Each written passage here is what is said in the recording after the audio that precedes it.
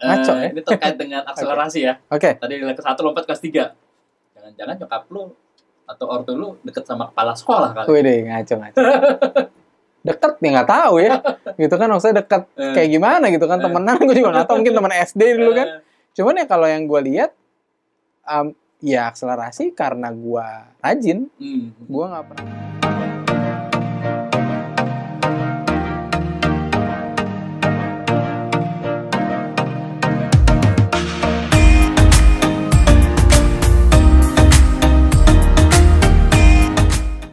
Halo Fior, hari ini saya akan berbincang dengan salah seorang jurnalis, pengusaha, konsultan IT juga, yang sampai saat ini masih eksis untuk terjun di bidangnya yang sedang digeluti, yaitu Benhard Faras. Halo Mas, terima kasih Indoposko sudah mengundang saya secara mendadak hari ini. Langsung tiba-tiba ngomongin apa langsung ke podcast. Oke, baik. Kadang-kadang mendadak tuh lebih enak, langsung aja spontanitas ininya.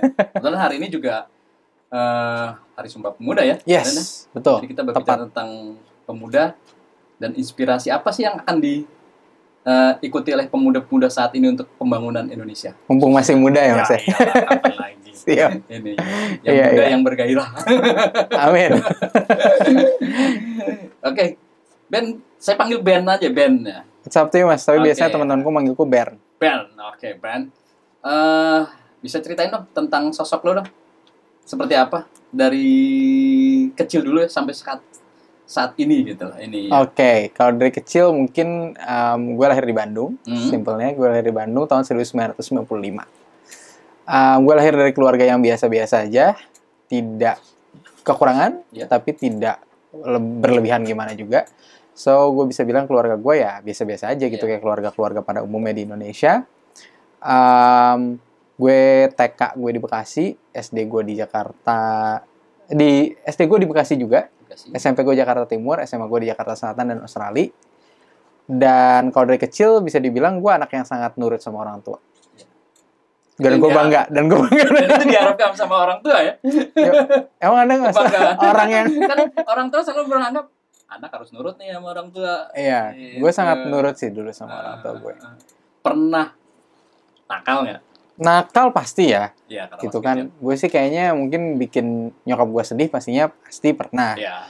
Bahkan bisnis gue sendiri aja yang gue seriusin gitu sejak SMA ya. Gue bisnis tuh serius banget SMA. Itu nggak disetujuin sama nyokap sampai di tahun 2018.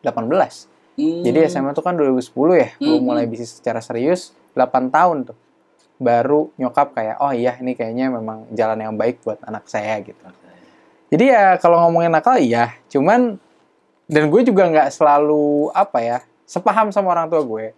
Tapi gue memang tidak... Ada saat-saat tertentu. Ada saat-saat tertentu yang gue tidak sepaham.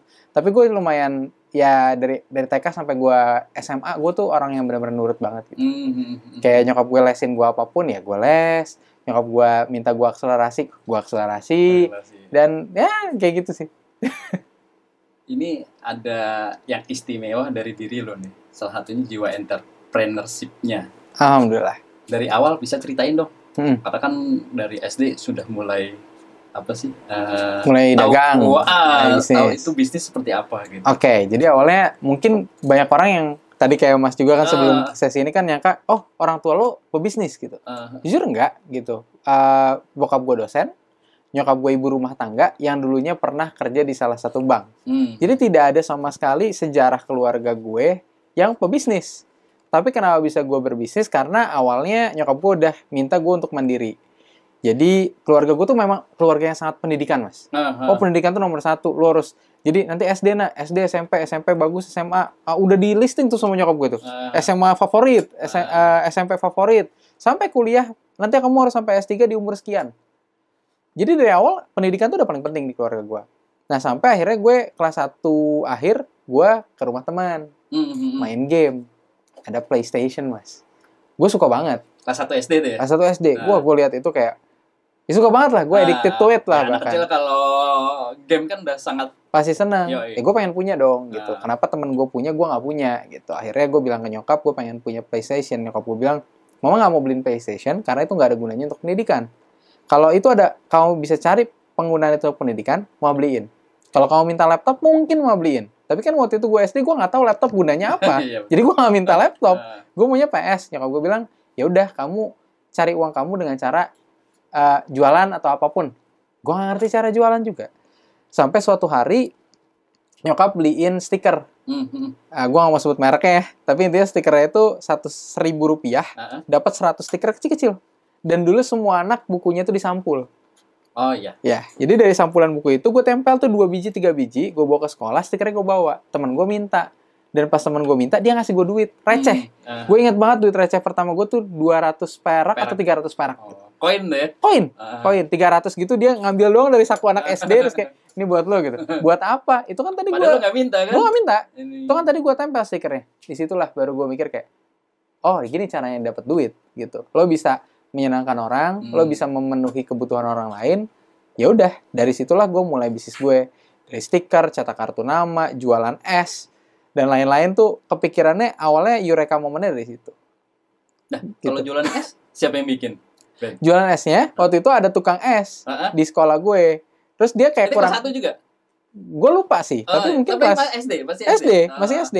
Dia jualan tuh kurang laku gitu. Ya udah, terus gue menginfluence teman-teman gue untuk beli es itu juga. Dan gue dapat dari lebihin dikit lah, 200 perak. Iya, marketing itu tukang es lah.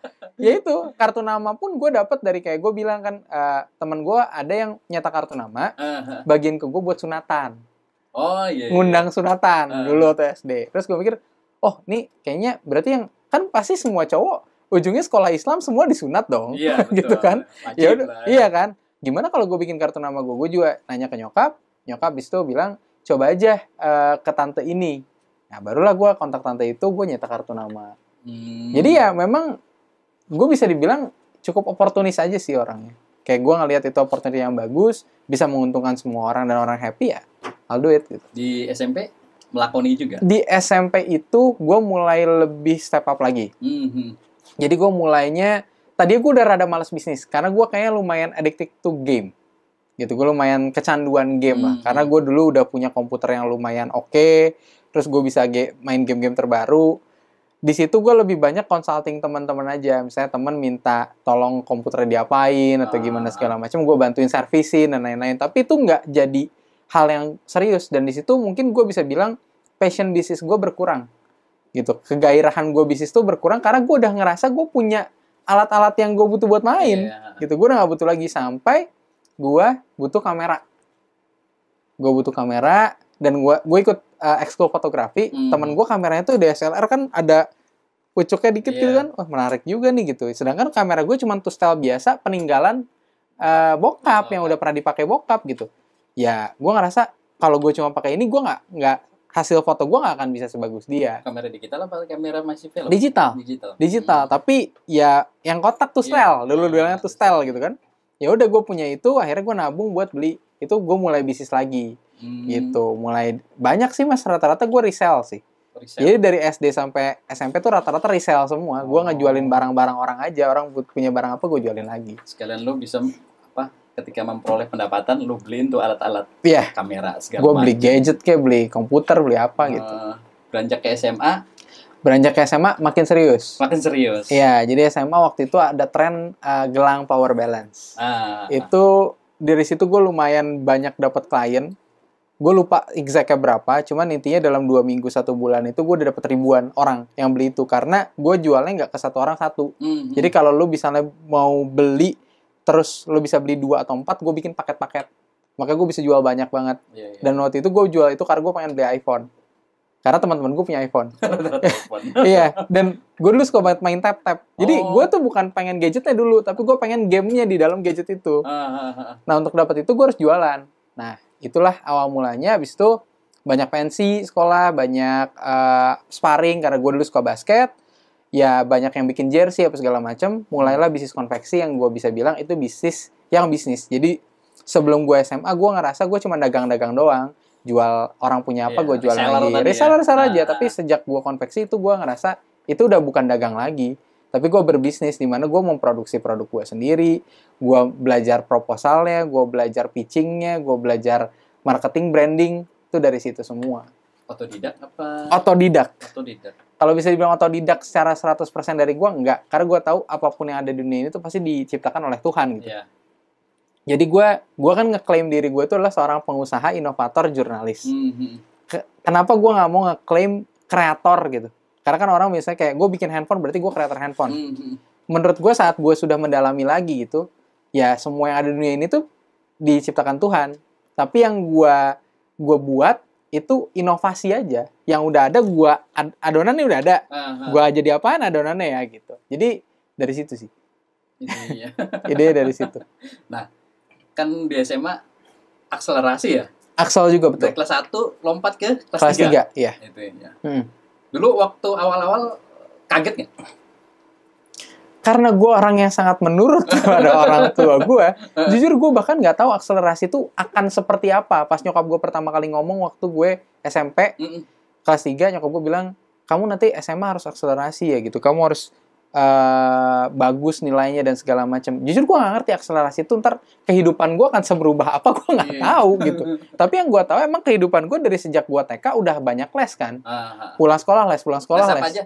Piano pernah, gitar, drum, tenis, berenang, aritmatika, komputer, drum, sampai kelas 6 SD. Gue les itu terakhir SMA. SMA itu les terakhir gue piano jazz.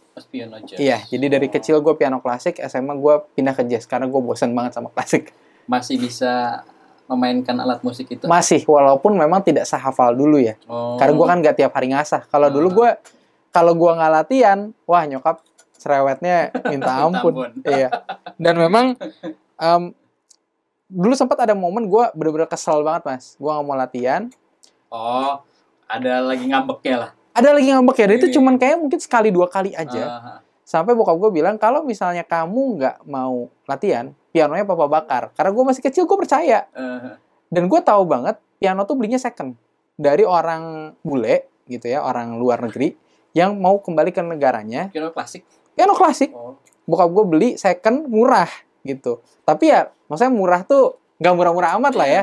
Cuman ya lumayan murah di antara di pasaran. Dan gue tahu itu dari mulai ngangkatnya, ngelihatnya, bokap gue nyariinnya, gue tuh inget semua itu pas bokap gue ngomong gitu. Jadi gue tahu kayak untuk gue bisa dapetin di piano itu nggak gampang. Di saat itulah gue baru kayak ya kalau gue nggak les sayang gitu. Duit nyokap gue habis, waktu nyokap gue habis nganterin gue, tuh piano juga mau dibakar lagi sama bokap gue gitu kan. Walaupun gue nggak tahu itu bener apa enggak ya, gitu ya. Tapi waktu itu gue percaya gitu. Dari situ gue, oh ya udah gue latihan lagi deh. Kayak gue ngerasa di situ berarti gue lebih beruntung dibanding anak-anak yang lain gitu. Karena dan bokap gue juga berusaha keras banget buat bisa dapetin itu. Dan kenapa nyokap gue itu kayak pengennya gue les yang olahraga, sedangkan bokap gue pengennya yang musik. Karena dulu waktu bokap gue kecil, dia mau les musik tapi nggak bisa karena nggak punya uang. Jadi ambisi nyokap gue tuh lebih ke pendidikan sama olahraga, ambisi bokap gue tuh musik. Gitu, sama pendidikan. Gitu. Harmonis ya. Harmonis.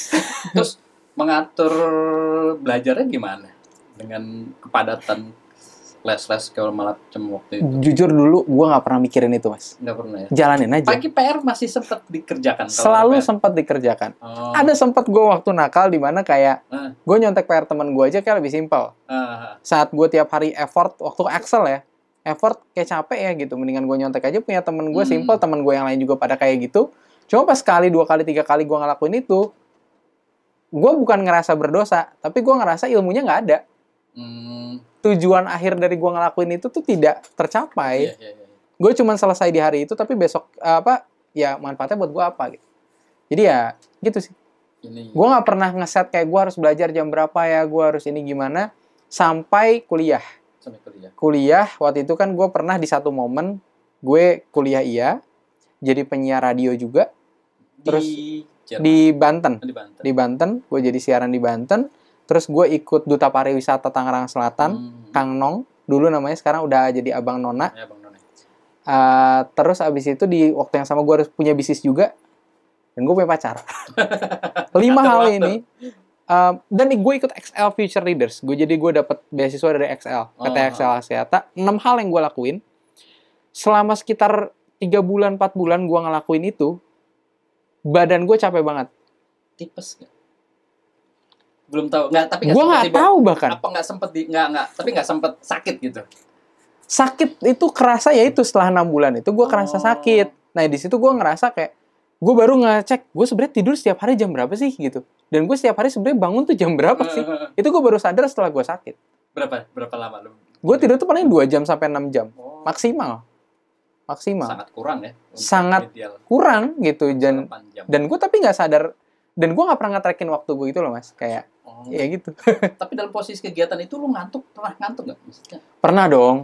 Ya kan karena tidur 3 jam. Pernah. Jam pasti ini. Pernah. Jadi ada satu momen gue minum kopi dan ya itu nggak bekerja aja buat gue gitu karena ya akhirnya lambung gue sakit. Iya. Jadi ke sistem organ gue nggak bagus juga dan memang kopi ya kalau buat gue ya mungkin buat orang bisa jadi beda. Tapi buat gue kopi memang bagus untuk kayak tereng gitu kan enak. Tapi nggak masuk juga gitu. Jadi saat gue udah mulai minum kopi tuh setelah 5 bulan 6 bulan gue ngelakuin itu gue mulai ngedata, gue ngerasa kayak memang hidup gue harus dibenerin. Tapi gue nggak sadar sih pas awal-awal gue daftar semuanya. Cuman nggak ada satupun yang gue keluar. Duta pariwisata gue selesaiin, radio masih jalan, bisnis jalan. Cuman nggak ada satupun yang gue. Cewek jalan. Sampai sekarang nikah nih. Tidak pernah ganti. Sejak saat itu tidak pernah ganti. Iya. Alhamdulillahnya. Tahap kuliah gimana? Bisa ceritain, Ben?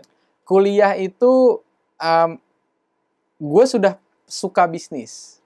Jadi kalau dulu bisnis tuh sebagai hal yang menyenangkan aja. Ini kan gini. SMA langsung kuliah apa kerja dulu? SMA itu gue udah kerja juga mas. Kerja dulu. Jadi video dan audio editor sambil gue sekolah tapi. Jadi setelah SMA memang langsung kuliah. Seingat gue kuliah antara 15 atau 16 tahun tuh gue kuliah. Mulai. 15 sampai 16 tahun antar situ. Antara itu. Segitu ya. Umur segitu gue mulai kuliah. Gue lulus umur 20. S1 double degree. Di Jerman. Di Jerman dan di Indonesia. Jadi degree gue ada degree Jerman, ada degree Indonesianya. Bidang studi apa ini ya? Information Technology and Project Management. Teknologi informasi dan manajemen proyek. Di kota mana di Jerman? Di Jerman di Zoos. Ya, dekat Dortmund. Kalau yang suka bola pasti tahu Borussia Dortmund. Ya, jadi kalau misalnya kita lagi free ya nonton Borussia Dortmund. Iya.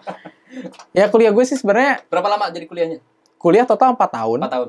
Kuliah total 4 tahun, abis itu langsung kerja. Tadinya pengen bisnis dulu, tapi nyokap pengennya kerja, ya udah.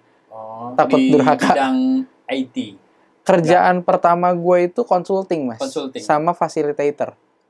Itu kerjaan pertama gue, dan gue tidak settle di satu perusahaan, jadi gue consulting di beberapa perusahaan. Perusahaan doang? Iya. Dan memang kan karena gue udah punya pengalaman dari SMA, jadi enak. Gitu.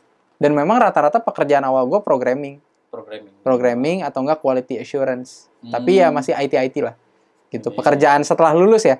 Kalau pekerjaan sebelum lulus ya tadi video editor, audio editor, terus penyiar radio, moderator, pembicara gitu-gitu.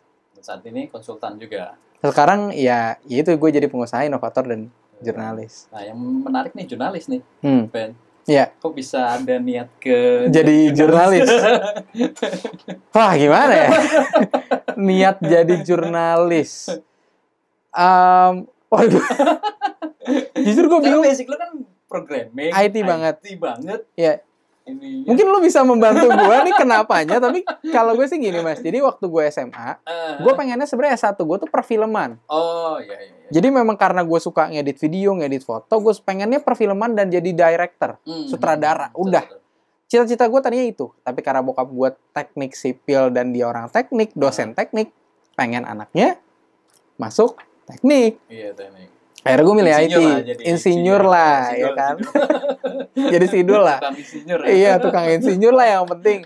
Nah, cuman saat gue menjalankan hidup gitu ya. kayak udah ini mas ya. Saat gue menjalankan kegiatan gue, ya memang gue lebih enjoy di dunia broadcasting. Kayak gini gitu loh. Gue lebih enjoy di dunia yang memang produksinya nggak harus depan layar gitu. Belakang layar gue enjoy juga. Dan sampai masuknya ke dunia jurnalis, itu yang pas gue lihat banyak hal yang lo bakal tahu kalau lo jadi jurnalis gitu. Lo nggak bisa tahu ini saat lo jadi pebisnis atau lo kerja kantoran, lo nggak akan tahu itu. Dan mungkin karena gue suka banget film. Dari kecil tuh bokap gue suka banget film. Dan bokap gue bisa lulus kuliah ke luar negeri itu semuanya karena film. Karena keluarganya nggak ada yang orang kaya apa gimana gitu kan secara material ya. Cuman dia selalu ngajarin gue dari gue kecil, selalu kita punya waktu sesibuk apapun bokap gue pasti ke bioskop. Kita nggak ada uang itu pasti ke bioskop. Kenapa? Karena nonton bareng. Karena bokap gue ngerasa itu momen bareng gue tuh menonton. Sama buat dia sendiri, kalau dia dulu nggak nonton film-film, dia nggak punya impian buat ke US. Itu juga yang dia tanamin ke gue. Kayak lo kalau mau punya mimpi, mau punya impian, ya lo coba lihat referensi sebanyak-banyaknya gitu. Dan salah satunya yang ngebantu itu ya film. Jadi itu sih. Dan akhir-akhir itu memang banyak hal yang gue lihat jadi jurnalis tuh kelihatannya smart. Kelihatannya meaningful to society gitu. Benar-benar bermanfaat buat publik. Yang gue rasa ya setelah gue jadi jurnalis ya bener. Lo nggak bisa tahu banyak hal langsung kalau lo nggak datang ke acaranya langsung gitu kan. Dan saat gue jadi jurnalis misalnya ada ini ada kerusuhan gini-gini, lo harus kesana ya kesana kan. Kita ngelihat langsung dengan mata kita nggak. Pandangan kita bisa. Iya, kita nggak dapat dari wartawan kan, karena kita wartawan. Gitu. Jadi itu yang benar-benar experience yang paling gue pengen punya. Karena gue memang pengen banyak explore, pengen banyak tahu, pengen banyak belajar. Dan menurut gue jadi jurnalis tuh it's amazing. Ada kenikmatannya sendiri ya. Itu nggak bisa digantiin sama kerjaan apapun sih mas. Kenikmatannya. Iya. Mengkolaborasikan antara jurnalis, IT, konsultan. Itu yang udah dimiliki nama lo ya kalau selama ini. Masih belajar. Tapi setidaknya memberikan banyak manfaat bagi masyarakat. Amin. Amin. Mudah-mudahan amin. Nah, kembali ke IT tadi. Ya. Menurut lo gimana sih perkembangan IT di Indonesia? IT di Indonesia, menurut gue udah bagus ya. Karena jujur waktu sebelum gue ke Jerman belum semasif itu ojek online. Pulang ojek online semua. Itu gue kaget mas. Itu momen dimana kayak di Jerman ada? Di Jerman nggak ada ojek online. Ada hailing. Jadi ada public transportation aja ya, kereta segala macam. Saat gue di Jerman iya masih kayak gitu. Jadi gue bahkan nggak, atau mungkin gue aja yang kuper gitu ya. Tapi saat itu memang ya kemana-mana gue pakai transportasi kereta, bus gitu, nggak pakai ride hailing. Dan di sana gue memang dapat expose dari pas gue kerja di Rocket Internet kan. Rocket Internet itu kan perusahaan yang ngebikin Lazada, Zalora, Foodpanda, Price Panda, Lamudi, Carmudi itu kan semuanya garapannya Rocket Internet. Di sana gue kebuka banget gitu. Ternyata dunia itu tidak sesempit itu. Tapi pas gue datang ke Indonesia tiba-tiba semua ojek online udah ada di jalan, itu makin ngebuka lagi kayak Indonesia baru mulai nih. Jadi gue ngeliat potensinya ya bagus banget gitu. Di Indonesia tuh baru bener-bener mulai gitu kan yang digital banget gitu. Di situ ya apa yang gue rasain di Jerman, pulang ke Indo, gue udah ngerasain ini ada permulaan gitu, pemulaan gitu kan. Ya di situ makanya perusahaan gue sendiri Heartlogic gitu kan, itu yang tadinya hanya sebuah konsultan website, digital marketing, event gitu-gitu, berubah menjadi bertransformasi lah ya, menjadi sebuah wadah pengusaha. Yang tadinya hanya konsultan aja. Saat jadi wadah pengusaha itu makin kebuka lagi lah gitu. Karena ya di situ tujuannya bukan cuman membantu klien yang memang sudah punya bisnis gitu kan, tapi membantu orang buat punya bisnis juga, punya karir juga dan lain-lainnya. Gitu, Mas. Apa yang saran untuk dunia IT Indonesia? Wah, kayaknya gue bukan orang yang capable untuk itu deh. Kayaknya menurut gue, karena gue juga masih banyak belajar. Tapi pasti Indonesia mampu ya, maksudnya sejajar dengan negara-negara maju dalam dunia IT ya? Gue rasa mampu. Karena banyak programmer kita yang bagus, banyak banyak orang-orang yang berpikiran ke sana juga. Cuma mungkin memang kita perlu makin mengkoneksikan lagi gitu kan, makin bertukar pikiran juga gitu, dan nge-benchmark yang negara luar juga. Dan memang ya sekarang kayak gue rasa gue ngeliat teman-teman gue gitu kan, generasi seumuran gue lah, umur 24-25 gitu. Ya mereka punya banyak impian, tapi kan memang kita di posisi yang bukan sudah benar-benar mapan dari segi waktu. Ya jadi itu yang akan sulit untuk kita bisa breaking the boundaries gitu kan, untuk nge-break itu. Karena yang gue lihat lagi, balik lagi, ya mungkin ada orang-orang yang ada masuk ke list nih anak-anak muda hebat, anak-anak muda apa, tapi kan kita masih lihat awal mula dia bisa begitu gimana, gitu kan.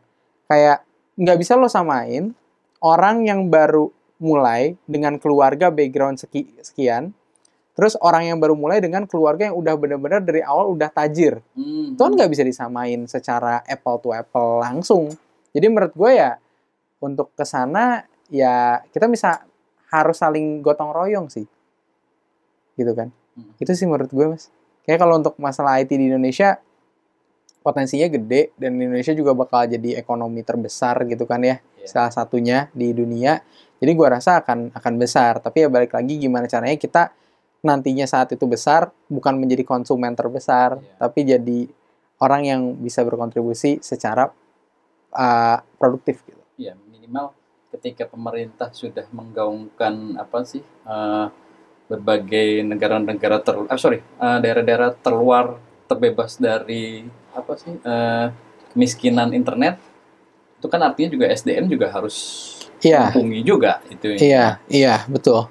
Betul. Kayak Kominfo kan saat ini juga lagi menggalakkan membebaskan daerah-daerah terpencil, kemudian bisa terakses internet. Otomatis ketika terakses internet kan berbicara UMKM, e-commerce kan bisa bangkit secara ekonomi. Karena kalau di Kominfo sendiri ini karena dulu liputan gue nih, jadi jurnalis, iya kan, di salah satu media gitu kan. Ya saat itu ya liputannya tentang Kominfo bikin satelit Palapa. Terus habis itu ada jalur-jalur yang memang sulit di Indonesia Timur gitu yang kita lagi bangun gitu.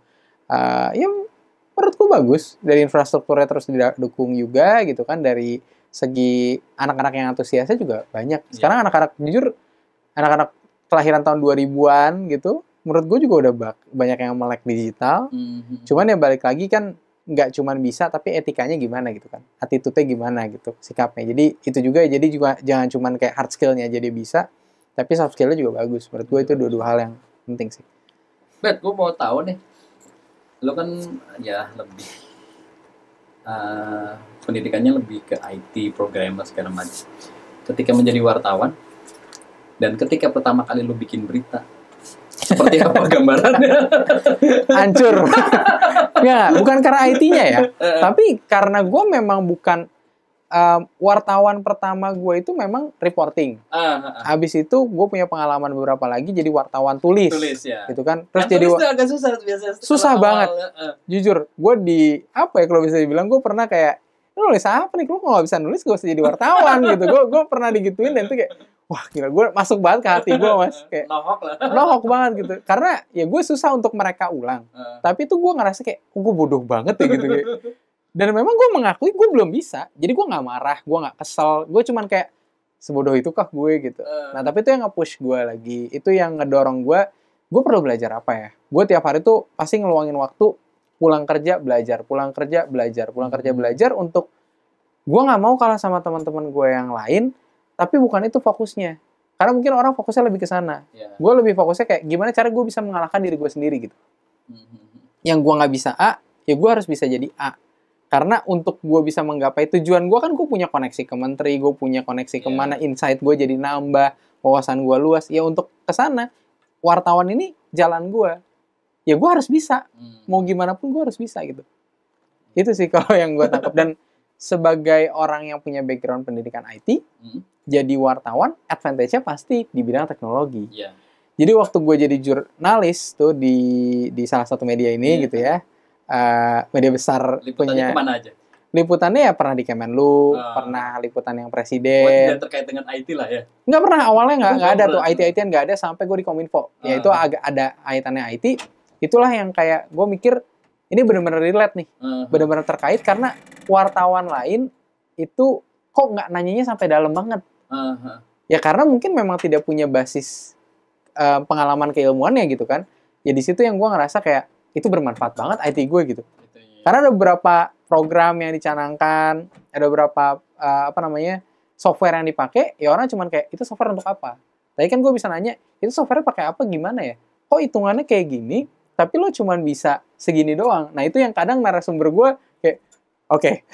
Siapa nih gitu. Kaget gitu. Kaget. Dapat pertanyaan kayak gitu.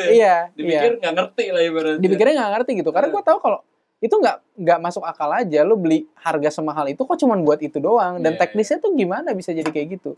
Nah itu yang gue rasa ya itu advantage-nya. Gitu. Itu kelebihannya. Dan itu kalau di narasumber menjadi pertanyaan smart. Iya. Kadang-kadang wartawan tidak mengetahui apa yang ditanyakan gitu maksudnya. Harusnya minimal harus menguasai materinya. Betul. Jadi pertanyaan langsung bisa terlontarkan dengan baik lah kasarnya seperti itu. Cuma kan kita nggak bisa maksa kayak wartawan yang ekonomi misalnya. Dia lulusan ekonomi, ya mungkin dia punya pengalaman banyak di situ ya pasti dia lebih tahu lah gitu. Kadang kan wartawan kan harus menguasai semuanya. Iya. Salah satu tanggung jawab besarnya itu. Meskipun bidang IT tapi lo harus tahu tentang gimana sih keuangan. Iya. Gimana tentang saham. Iya. Pemberitaan itu kan harus sesuai dengan itu kan. Apalagi wartawannya waktu itu gue wartawan ekonomi kan. Itu lagi. Itu jadi ya Investopedia tuh udah sahabat gue. Ngaco ya. Ini terkait dengan akselerasi ya. Oke. Tadi kelas 1 lompat kelas 3. Jangan-jangan nyokap lu atau ortu lu deket sama kepala sekolah kali. Wih deh, ngaco. Deket ya nggak tahu ya gitu kan maksudnya deket kayak gimana gitu kan temenan gue juga nggak tahu mungkin teman SD dulu kan cuman ya kalau yang gue lihat ya akselerasi karena gue rajin gue nggak pernah ngerasa gue pinter ya gue nggak pernah ngerasa gue lebih hebat dibanding orang lain gitu tapi yang gue lihat ya karena gue rajin aja sih mas gue saking penurutnya itu ya nyokap gue ngeset kayak gitu kamu harus Axel ya ya udah gue cuma tinggal cari cara gimana ya caranya gue bisa Axel gimana caranya gue bisa lulus Axel bahkan udah segitu aja jadi gue nggak pernah kayak mengeluh soal itu sih nilai rata-rata waktu itu dia 8 ke atas iya itu syarat untuk akselerasi langsung lompat kelas 3 langsung lompat pada kelas 3 waktu di kelas 3 itu harus maintain kan, juga iya lu dianggap anak kecil karena di situ udah kelas 3 udah pada dengan beberapa orang yang lain senior lah dengan beberapa itu gimana menyesuaikannya dulu? Sebenarnya kalau sama teman-teman sebaya gitu ya, nggak terlalu masalah karena paling bedanya 2 tahun gitu kan bedanya. Paling tinggi 3 tahun lah gue beda di angkatan gue gitu ya. Waktu kuliah pun gitu, paling tinggi 5 tahun lah bedanya karena mungkin ada anak yang keluar dari kampus sebelumnya gitu. Paling gede gapnya 5 tahun lah. Tapi kalau di kehidupan bisnis, kehidupan karir itu berpengaruh. Iya, karena ada 2 sih sebenarnya. Mungkin 2, 3 deh. Gue lebih suka ganjil karena Nabi sukanya ganjil. Kayak hakimnya ya. Yang pertama, kalau bisnis itu orang bakal kadang nganggep lo atau kehidupan sehari-hari ya, orang nganggep lo pinter banget. Jadi orang ekspektasinya tuh ya lo Axel berarti lo harus pinter di segalanya gitu. Itu satu. Ekspektasi keduanya adalah lo masih kecil, lo tahu apa. Itu ekspektasi apa maksudnya respon keduanya. Respon ketiganya adalah lo nggak dianggap lebih tahu, lo nggak dianggap lebih kecil, tapi mereka tidak mau ada lo di situ karena lo adalah persaingan yang kuat buat mereka. Jadi itu yang menurut gue ya itu resiko jadi anak Axel dan tantangan juga dan ya jadi anak Axel pasti lo skip kuliah SMA. Ya kalau di SMA gitu ya, yang jelas lo kehilangan 1 tahun masa SMA lo gitu. Berarti SMA 1 tahun gitu ya? Iya 1 tahun nggak ada gitu kan? 1 tahun nggak ada. Ya itu kan banyak orang yang pengen kayak, aduh enak ya masa SMA, enak masa SMA. Gue seneng banget masa SMA gue. Tapi ya gue cuma dapat 2 tahun. Sedangkan orang banyak yang dapat 3 tahun gitu kan? Ya itu sih resikonya. Iya, itu resikonya mas. Yang pasti lebih cepat. Yang pasti lebih cepat. Tapi ya jalanin aja lah. Ya. Makasih Matt. Sama-sama. Atas diskusi ngaco ini. Terima kasih banyak. Ngaconya aja dalam nih. Gimana nggak ngaco ya? Mudah-mudahan saya nggak diundang yang serius-serius di sini. Karena ngaconya kayak gini. Terima kasih Mas. Terima kasih Berat Faras atas terima kasih. Obrolan ringan kita. Mudah-mudahan ini menjadi inspirasi anak-anak muda di Hari Sumpah Pemuda. Amin. Oke, terima kasih viewer. Obrolan hari ini saya ucapkan terima kasih. Wassalamualaikum warahmatullahi wabarakatuh. Waalaikumsalam warahmatullahi wabarakatuh.